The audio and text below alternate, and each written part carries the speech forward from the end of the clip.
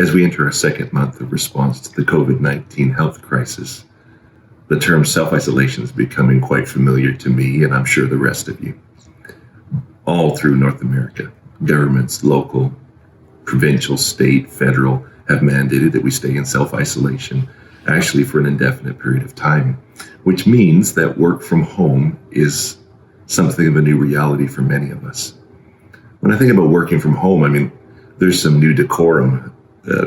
Animals walking through a screenshot, spouses, children, toddlers coming into the screen are now acceptable as we try to carry on life as close to normal as we can.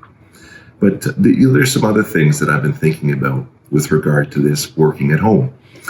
When our kids were little, I used to really enjoy Take Your Kids to Work Day.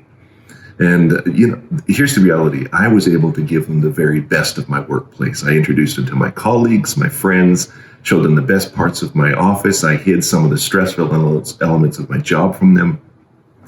But during this health crisis, it's been Bring Your Work to Kids Day. And even though I have teenage and young adult children, they're watching me just as closely as those young children used to.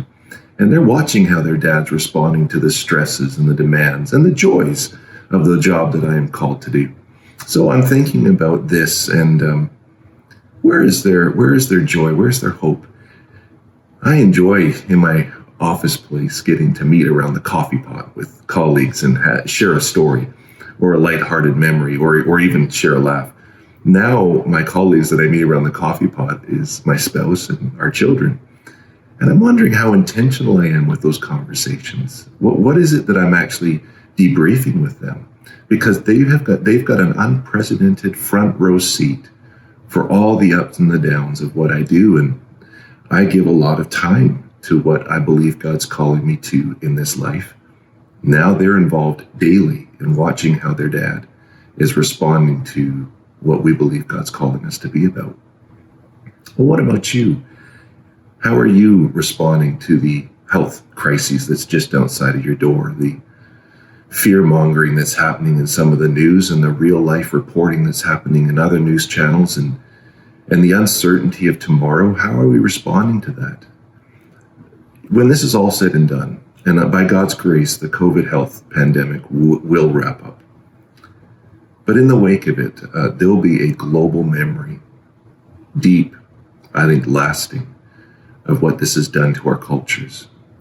But there'll also be family memories. My family will have memories as to these days spent together. Because when the government mandated self-isolation, what they really mandated was also family time. Can you imagine? The government mandated that we spend a significant amount of time with our families. And all those distractions that we used to have in our life, they're largely gone now. What are we doing around the dinner table or in the living room as we talk about the cares, the real cares of life? It's my hope that as we head into Passion Week, this will be unlike any that we've celebrated in our lifetime, that this Jesus Christ, who we hold to as the hope of a better future, this Jesus will be the center point of our discussions. He'll be the reason why we say that there will be a greater tomorrow after this COVID-19 has passed. It'd be a window of ministry. I hope Moses is right when he prays in Psalm 90 that God will help us number our days right, that he'll give us a heart of wisdom. I pray with you the benediction that seems to be Paul's most favorite, which is, may the Spirit of Jesus Christ be with you all in spirit. Amen.